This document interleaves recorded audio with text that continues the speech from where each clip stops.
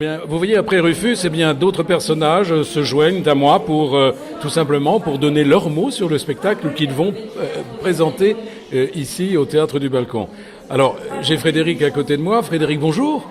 Bonjour. Alors moi, je suis ravi parce qu'on se connaît depuis un petit moment déjà et je sais que vous faites les choses avec cœur déjà. Alors, première importance, cœur et talent. Et ça, il faut le dire aussi. Alors, l'adaptation de Bérénice. Alors, Bérénice, vous vous souvenez quand même que c'est un petit peu complexe. C'est de l'alexandrin ancien.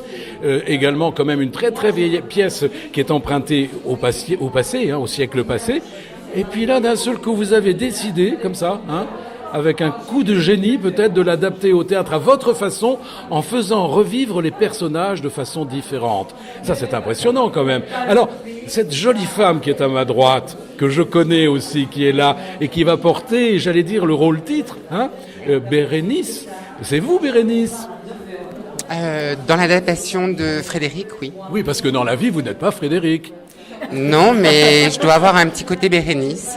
Vous avez un côté... Elle ne veut pas se présenter. Vous voyez, j'ai quand même du mal à la faire parler. Ah non, pas du tout. Je voulais que je me Estelle. présente. Bonjour, je m'appelle Estelle. Oui, Estelle. Bonjour. Bonjour, Estelle. Ça y est, vous savez comment je m'appelle. Ah oui, mais je sais bien plus de choses que vous ne pensez. Alors, dites-moi, Estelle, pour vous, incarner sur scène, au théâtre, ce rôle écrasant de Bérénice, quelles que soient les fluctuations apportées au texte, quelles que soient, c'est quand même un choix difficile que vous avez pris, même si vous connaissez notre ami Frédéric depuis 10 ans, peut-être plus d'ailleurs. Alors, comment on arrive à là? Alors, comment est-ce qu'on en arrive là avec beaucoup de comment dit-on, d'inconscience. J'ai envie de dire.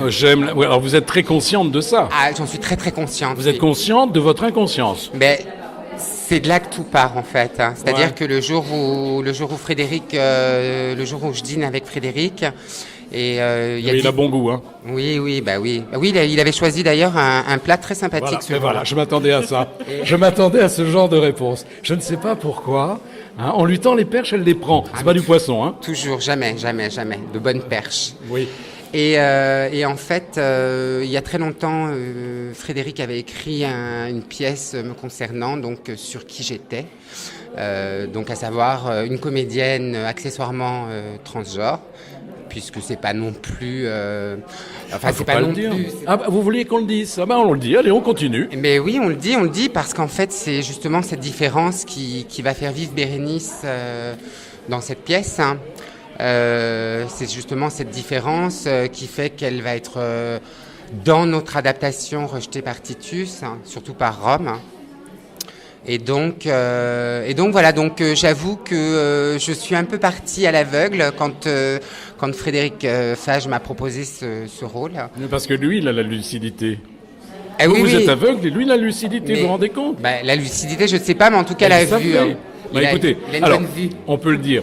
Alors, Estelle, c'est une dame du théâtre. C'est une dame, j'allais dire, du music hall. C'est une dame de cabaret. C'est une dame du public. Elle appartient au public et le public lui appartient car elle connaît parfaitement le public.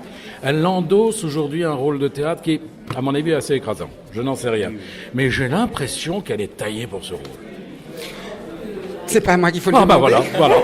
Voilà. Je tendais la perche et là, c'est pas passé. Alors vous êtes toujours aussi captif? Non, plus du tout captif, non.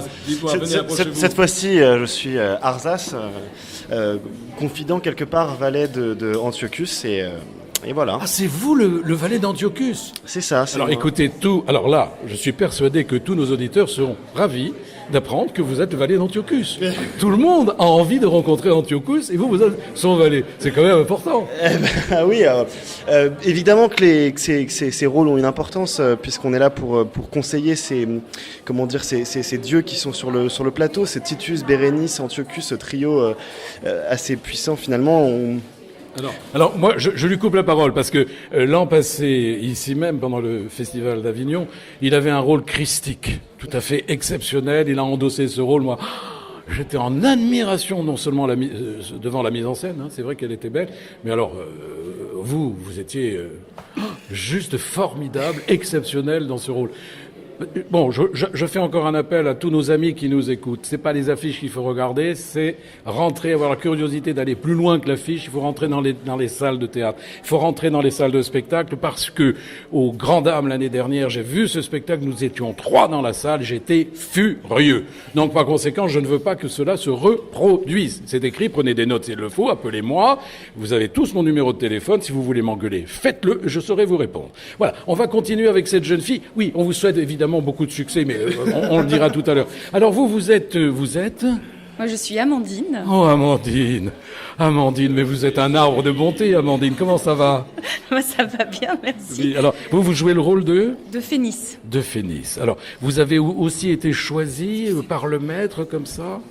Oui, ben, c'est une rencontre. Voilà, c'est tout. Vous êtes d'accord? On ne croit pas au hasard, on croit aux rencontres. Oui. Hein, vous êtes d'accord avec moi? En tout cas, là, le hasard a bien fait les choses. Enfin, c'est pas le hasard, c'est plutôt le destin dans ces cas-là. Hein. Vous avez donné un petit coup de pouce au destin, à moins que ce soit l'inverse, que le destin vous ait donné un petit coup de pouce. Je n'en sais rien, je n'étais pas là. Et alors, vous êtes comédienne au départ? Oui, je suis comédienne. Oui, alors vous avez joué dans d'autres compagnies. Comment vous avez fonctionné, qu'on vous connaisse un peu mieux? Oui, j'ai joué dans d'autres compagnies et entre autres, Frédéric m'a découverte quand je jouais Rien plus rien au monde. Vous étiez à quel endroit? À Paris. À Paris, d'accord. Mais ça s'est joué aussi à Avignon et dans plusieurs autres villes.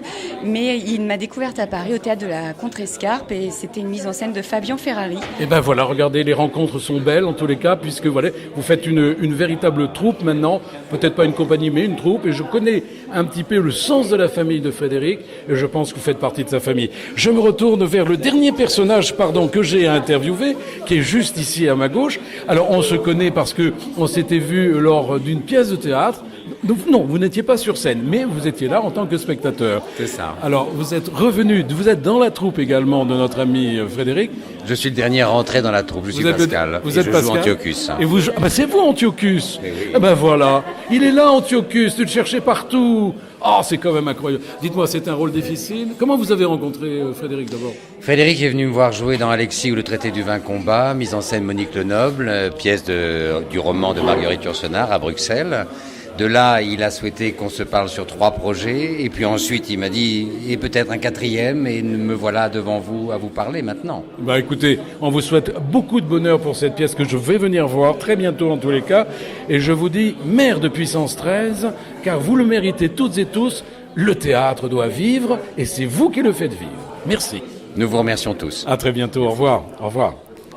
Voilà, c'était Pierre-Patrick pour Friendly Radio et pour, évidemment, vous le savez tous, pour Tête d'Aille Art Média. Voilà, merci beaucoup.